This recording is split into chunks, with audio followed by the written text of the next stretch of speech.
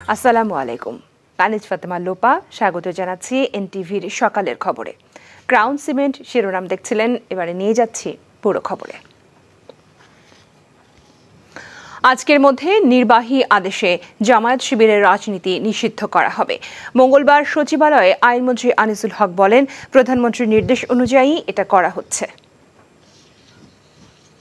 এই দলটাকে যদি আপনার নিষিদ্ধ করা হয় তাহলে আইন শৃঙ্খলা এবং দেশের রাজনীতিরও অনেক উন্নতি হবে। কোনো দলকে যখন নিষিদ্ধ করা হয় তখন সেটা নির্বাহী আদেশই হয়, সেটা কোনো বিচার বিভাগীয় আদেশে হয়। বিচার করার যুদ্ধ অপরাধীদের অপরাধের দায়ে বিচার করা এক কথা, জামাতকে নিষিদ্ধ করা আরেক কথা। কোটা সংস্কার আন্দোলনকে ঘিরে হত্যাকাণ্ডকে গণহত্যা আখ্যা দিয়ে বিএনপি মহাসচিব মির্জা ফখরুল ইসলাম আলমগীর বলেছেন, এ থেকে দৃষ্টি সরাতে জামায়াত নিষিদ্ধ ইস্যুর প্রজেক্ট নিয়েছে সরকার। মঙ্গলবার সংবাদ সম্মেলনে তিনি এসব কথা বলেন। হাসান মাহমুদের রিপোর্ট। বিএনপি চেয়ারপারসনের গুলশান কার্যালয়ে সংবাদ সম্মেলনে মির্জা ফখরুল ইসলাম আলমগীর বলেন, বিএনপি বহুদলীয় গণতন্ত্রে বিশ্বাসী, আর রাজনৈতিক দল নিষিদ্ধ করে বাকশাল কায়েম করতে চায় আওয়ামী লীগ। অবশ্যই আমি গণহত্যা বলি, আমি আজকের আমাদের বক্তব্যের মধ্যে গণহত্যা বলা আছে। হ্যাঁ, আমরা তো মনে করি জাতিসংঘ হস্তক্ষেপ হওয়া উচিত। আমরা দেখছি যে যাদেরকে হত্যা করা হলো তাদের পরিবার পরিজনকে কিছুকে নিয়ে এসে তাদের সামনে আপনার সেই কুম্ভীরাস্ত্র বর্ষণ করে তাদেরকে আবার টাকা দেওয়া হলো। আপনার পুলিশ গুলি করে মেরেছে, সেই একটা পুলিশের এখন পর্যন্ত আপনি ব্যবস্থা করার জন্য ব্যবস্থা নিলেন না। যে সরকার একটার পর একটা ইস্যু তৈরি করে, সেই ইস্যুকে ডাইভার্সনের দিকে নিয়ে যায়, এখন আবার এটাকে তারা ওই একই আরেকটি তাদের একটা প্রজেক্ট। আমরা ভাই বহুদলীয় গণতন্ত্রে বিশ্বাস করি। অদৃশ্য শক্তির মধ্য দিয়ে সরকার পরিচালিত হচ্ছে অভিযোগ করে মির্জা ফখরুল বলেন, চলছে গণগ্রেফতার, রিমান্ডের নামে চলছে অমানসিক নির্যাতন। যে আপনারা আবার সেই আগের মতোই একটা ফিয়ার ফোবিয়া তৈরি করতে চাইছেন, একটা ত্রাসের রাজত্ব সৃষ্টি করতে চাইছেন এবং সমস্ত রাজনৈতিক কর্মীদেরকে রাজনীতি থেকে দূরে সরাবার কাজ করছেন। তো যদি আক্রমণ করে থাকে আর যে হারে পুলিশ গুলি করেছে, গুলি চালিয়েছে, সেখানে তো আপনার অন্তত একজন দুজন তিনজন করে তো বিএনপির লোক পরিচিত থাকতে পারতো, তা তো কেউ নেই। ছাত্র আন্দোলনের সমন্বয়কদের ডিবি অফিসে তুলে নিয়ে কর্মসূচি প্রত্যাহার সরকারের দেউলিয়াত্বকে প্রমাণ করে উল্লেখ করে মির্জা ফখরুল বলেন, শিক্ষার্থীদেরকে নিয়ে সরকারের মন্ত্রীরা বাজে মন্তব্য করছেন। সাইদ রংপুর উল্টো আপনার তথ্য মন্ত্রী, তার সম্পর্কে কথা বলার চেষ্টা করা হয়েছে, he was drug addict or something like that, আপনার একটা ইনটক্সিকেটেড ছিল। এটা একটা চরম একটা মস্করানো একটা শরীরের সঙ্গে এর চেয়ে বড় মস্করা তামাশা এবং একটা আর হতে পারে না। আমার ভাষা নেই তো সম্পর্কে বর্ণনা করার জন্য। সকল ঘটনার সুষ্ঠু ও নিরপেক্ষ তদন্ত দাবি করেন মির্জা ফখরুল। Hasan Mahmud, NTV news, Dhaka. গণগ্রেফতারের নামে নিরীহ কেউ যেন হয়রানির শিকার না হয়, সেজন্য সরকারের দৃষ্টি আকর্ষণ করেছেন আওয়ামী লীগ সাধারণ সম্পাদক ওবায়দুল কাদের। মঙ্গলবার বঙ্গবন্ধু এভিনিউয়ে দলের যৌথ সভায় তিনি জানান, বিভিন্ন মহলের দীর্ঘদিনের দাবি এবং আদালতের রায়ের প্রেক্ষিতে জামায়াত শিবিরের রাজনীতি নিষিদ্ধে একমত 14 দল। এখন আইনগত দিক পর্যালোচনা করে সিদ্ধান্ত কার্যকর করবে সরকার। আরও জানাচ্ছেন মুকসিমুল আহসান। কোটা আন্দোলনকে কেন্দ্র করে সাম্প্রতিক সহিংসতায় হতাহতদের স্মরণে রাষ্ট্রীয় শোক পালন উপলক্ষে দোয়া এবং মুনাজাতের মধ্য দিয়ে শুরু হয় আওয়ামী লীগের যৌথ সভা। সূচনা বক্তব্যে ওবায়দুল কাদের সোমবার গণভবনে 14 দলের সভায় জামাত শিবিরের রাজনীতি নিষিদ্ধের সিদ্ধান্তের কারণ এবং বাস্তবায়নের প্রক্রিয়ার ব্যাখ্যা দেন।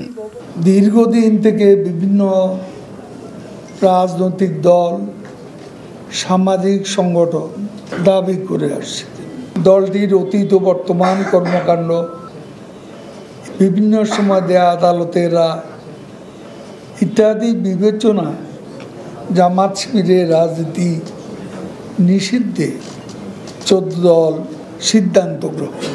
আইনগত দিকে দেখে শুনে সরকার শিগগিরই পরবর্তী পদক্ষেপ নেবে।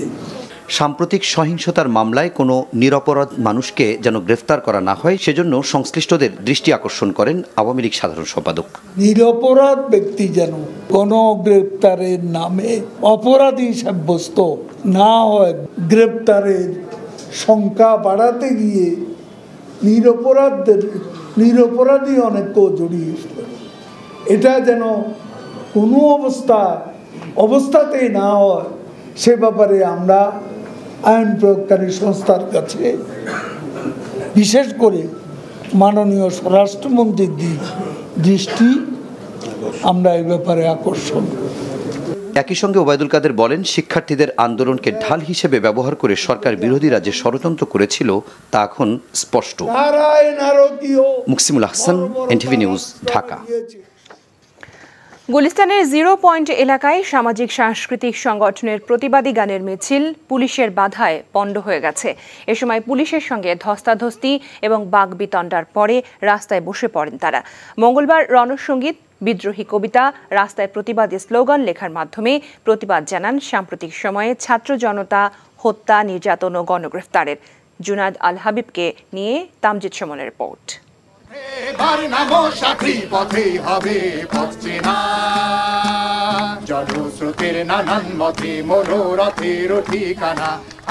কোটা আন্দোলনে ছাত্র জনতা হত্যা, নির্যাতন ও গণগ্রেপ্তারের প্রতিবাদে মুখরিত নূর হোসেন চত্বর। গানে গানে প্রতিবাদ জানিয়েছে সামাজিক সাংস্কৃতিক সংগঠনের এসব প্রতিবাদী কণ্ঠ। পূর্ব নির্ধারিত আয়োজনে মিছিল করার কথা থাকলেও পুলিশের বাধায় ভেস্তে যায় সেই উদ্যোগ।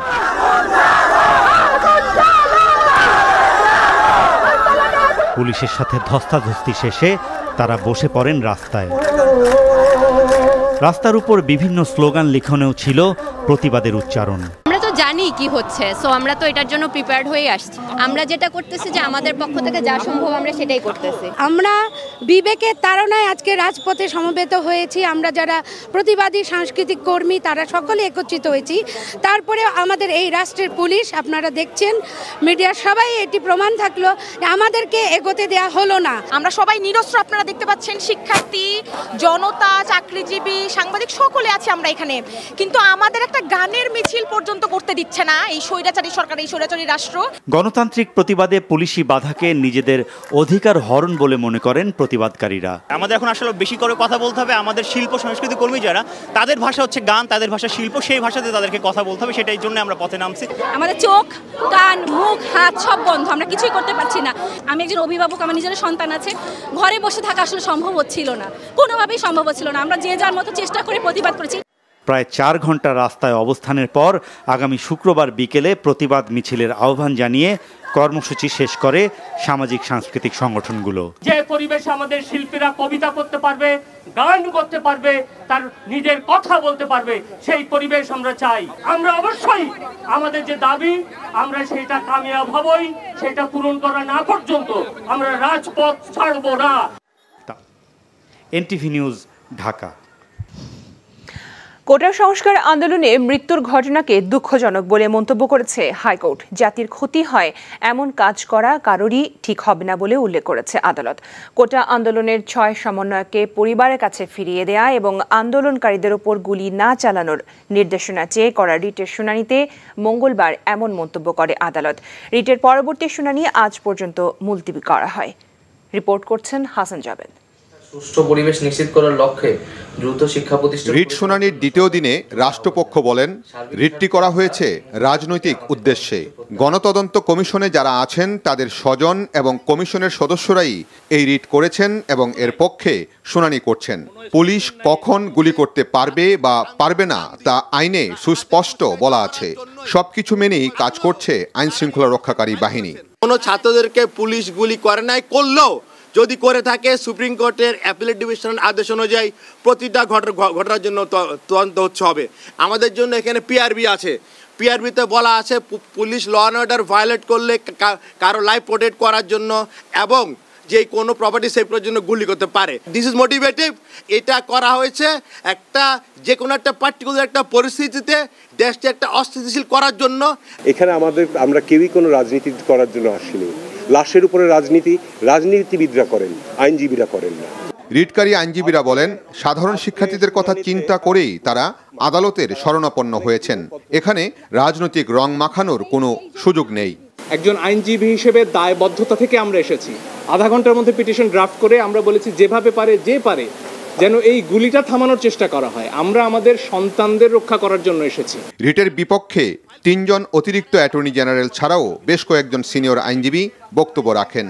আর রিটের পক্ষে 3 জন আইনজীবী তাদের বক্তব্য উপস্থাপন করেন। শুনানিতে কয়েকবার হট্টগোলের সৃষ্টি হলে সবাইকে আদালতের পরিবেশ বজায় রাখার অনুরোধ জানান বিচারপতি। ব্যক্তিগত আক্রমণগুলো করা হচ্ছে, এই পরিবেশ কেন কোর্টের মধ্যে রাখা হবে? যারা এই পরিবেশ তৈরি করছেন ওনারা কোর্টের উপর আস্থা রাখছেন কিনা সেটাই আমাদের প্রশ্ন। পরে শুনানি বুধবার পর্যন্ত মুলতবি করা হয়। Hasan Javed, NTV news, Dhaka. Quota সংস্কার আন্দোলন দমনে আইন শৃঙ্খলা বাহিনীর অস্ত্রের ব্যবহার ও অতিরিক্ত বল প্রয়োগের বিষয়টি জাতিসংঘের তত্ত্বাবধানে তদন্তের দাবি জানিয়েছে নাগরিক সমাজ। সরকারের তরফ থেকে মৃত্যুর যে সংখ্যা দেখানো হচ্ছে তা গ্রহণযোগ্য নয় বলে মনে করে তারা। ব্লক রেড দিয়ে শিক্ষার্থীদের গ্রেফতার বন্ধ করার দাবি তাদের। আর ডিবি হেফাজতে থাকা 6 সমন্বয়ককে মুক্তি দেওয়ার 24 ঘন্টার আলটিমেটাম দিয়েছে নাগরিক সমাজ। মঙ্গলবার ডিআরইউতে সংবাদ সম্মেলনে তারা এসব বলেন। ইমরুল হাসানের রিপোর্ট। সংবাদ সম্মেলনে নাগরিক সমাজের পক্ষ থেকে অভিযোগ করা হয়, কোটা সংস্কারের দাবিতে শিক্ষার্থীদের শান্তিপূর্ণ আন্দোলন সহিংসতায় রূপ নেয় সরকারের কিছু মন্ত্রীর দায়িত্বজ্ঞানহীন বক্তব্যে। তারা বলেন, আন্দোলন দমন করতে পুলিশ আইন ভঙ্গ করেছে, গুলি ছোড়ার ক্ষেত্রে সীমা লঙ্ঘনও হয়েছে। অল্প সময়ের আন্দোলনে বিপুল সংখ্যক মানুষের হতাহতের ঘটনা নজিরবিহীন বলে মন্তব্য করেন তারা। নিহতদের মধ্যে রয়েছে 9 শিশু যাদের বয়স 4 থেকে 16 বছরের মধ্যে। এদের মধ্যে 4 জন নিজ নিজ বাড়িতে গুলিবদ্ধ হয়েছে। বাড়িতে গুলিবদ্ধ হওয়ার ঘটনা প্রমাণ করে কত নির্বিচারে গুলিবর্ষণ করেছে। প্রতিটি হতাহতের এবং আইন শৃঙ্খলা বাহিনীর অস্ত্রের ব্যবহার ও বল প্রয়োগের বিষয়ে জাতিসংঘের উচ্চ পর্যায়ের বিশেষজ্ঞদের তত্ত্বাবধানে তদন্ত হতে হবে। এই প্রক্রিয়া দ্রুততম সময়ের মধ্যে শুরু করতে হবে। সাঈদের যে ভঙ্গিটা আপনারা দেখেছেন, যে সে যখন দাঁড়িয়েছে সেই ভঙ্গিটা আপনি যদি নন ভার্বাল কমিউনিকেশন তার দেখেন, সে আমার মনে হয় যে কখনো ভাবতেই পারেনি যে তাকে তার দেশের পুলিশ গুলি করবে। এবং তারপরে তো আপনারা এফআইআরে কি লেখা হয়েছে, এক ছবি থাকার পরে সেটা জানেন। প্রাণহানির তদন্ত না করে শুধু নাশকতার মামলা দায়ের নিয়ে প্রশ্ন তোলেন নাগরিক সমাজের প্রতিনিধিরা। ব্লক রেড দিয়ে ছাত্রদের গ্রেফতারের সমালোচনা করেন তারা। চারদিকে ঘিরে ধরে হেলিকপ্টারের আলো ফেলে বাংলাদেশের ছাত্র, তরুণ, কিশোরদেরকে গণগ্রেফতার করা হচ্ছে। গায়ে দেখা হচ্ছে আঘাতের চিহ্ন আছে নাকি, আঘাতের চিহ্ন মানে হচ্ছে সে আন্দোলনে ছিল, তারপর গ্রেফতার করা হচ্ছে। তখন আমাদের মনে প্রশ্ন আসে, এই সরকার কি বাংলাদেশের তরুণ, বাংলাদেশের ছাত্রদের বিরুদ্ধে যুদ্ধ ঘোষণা করেছে? ডিবি হেফাজতে থাকা শিক্ষার্থীদের অবিলম্বে ছেড়ে দেওয়ার আহ্বান জানানো হয় সংবাদ সম্মেলনে। ডিবি কর্তৃপক্ষকে 24 ঘন্টার সময় দিচ্ছে। 24 ঘন্টার মধ্যে যদি যাদেরকে আটক করা হয়েছে ডিবি কার্যালয়ে তুলে নেওয়া হয়েছে সেটি বন্ধ করা, সেটা তাদেরকে যদি নিঃশর্ত মুক্তি না দেওয়া হয় তাহলে ডিবি কার্যালয় থেকে সামনে মানববন্ধন থেকে শুরু করে আরও কঠোরতর আন্দোলনে বাংলাদেশের নাগরিকের পক্ষ থেকে আমরা সবাই আন্দোলনে ঝাঁপিয়ে পড়ব। প্রতিটি নাগরিক নিরাপত্তাহীনতায় ভুগছে, তাহলে আপনি কি সারা দেশটাকে ডিবি কার্যালয়ে রূপান্তর করেন? শিক্ষার পরিবেশ ফিরিয়ে আনা ও চলমান সংকট থেকে উত্তরণে বিরোধী মত দমন বন্ধ সহ 11 দফা দাবি পেশ করা হয় নাগরিক সমাজের তরফ থেকে। Imrul Hasan, NTV news, Dhaka. Quota সংস্কার আন্দোলনে সহিংসতার সুষ্ঠু ও মানসম্মত তদন্ত নিশ্চিত করার লক্ষ্যে সরকার গঠিত বিচার বিভাগীয় তদন্ত কমিটির জন্য জাতিসংঘ সহ বিদেশি প্রযুক্তিগত সহায়তা নেওয়া হবে বলে জানিয়েছেন প্রধানমন্ত্রী শেখ হাসিনা। ঢাকায় নিযুক্ত জার্মান রাষ্ট্রদূত আকিম স্ট্রোস্টার মঙ্গলবার প্রধানমন্ত্রীর সাথে সৌজন্য সাক্ষাৎ করতে গেলে তিনি কথা জানান। বাংলাদেশ ইতোমধ্যেই জাতিসংঘের সাথে যোগাযোগ করেছে বলেও জানান শেখ হাসিনা। বৈঠক শেষে প্রধানমন্ত্রীর প্রেস সচিব নাইমুল ইসলাম খান সাংবাদিকদের এসব কথা জানান। এ ঘটনায় বাংলাদেশের পাশে থাকবে বলে জানিয়েছেন রাষ্ট্রদূত ট্রোস্টার। বাংলাদেশে জার্মান ভিসা প্রক্রিয়ার ধীরগতির কারণে দুঃখ প্রকাশ করে রাষ্ট্রদূত বলেন, পদ্ধতিতে সদিচ্ছার কোনো অভাব নেই, বরং সম্পদের সীমাবদ্ধতার কারণেই এমনটি হচ্ছে।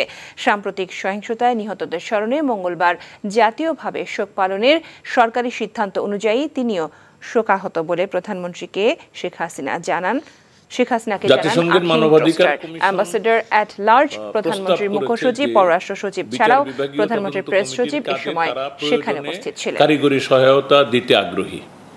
ইতিমধ্যেই মাননীয় প্রধানমন্ত্রী সেই প্রস্তাব গ্রহণ করেছেন এবং এই ব্যাপারে যোগাযোগও জাতিসংঘের সাথে শুরু হয়ে গেছে।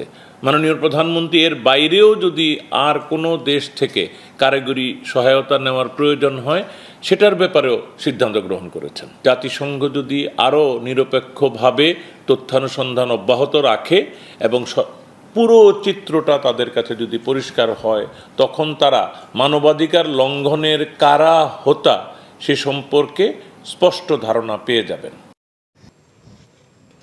আজ থেকে স্বাভাবিক সময়সূচিতে ফিরছে অফিস। সকাল ৯টায় শুরু হয়ে বিকাল ৫টা পর্যন্ত সরকারি বেসরকারি অফিস চলবে। মঙ্গলবার এই নির্দেশনা দিয়েছে জনপ্রশাসন মন্ত্রণালয়। সাম্প্রতিক অচলাবস্থায় বেশ কদিন সাধারণ ছুটি এবং পরবর্তীতে স্বল্প সময়ের জন্য অফিস খোলা রাখার পর এবার স্বাভাবিক সময়সূচিতে অফিস খোলার এই সিদ্ধান্ত নিল সরকার।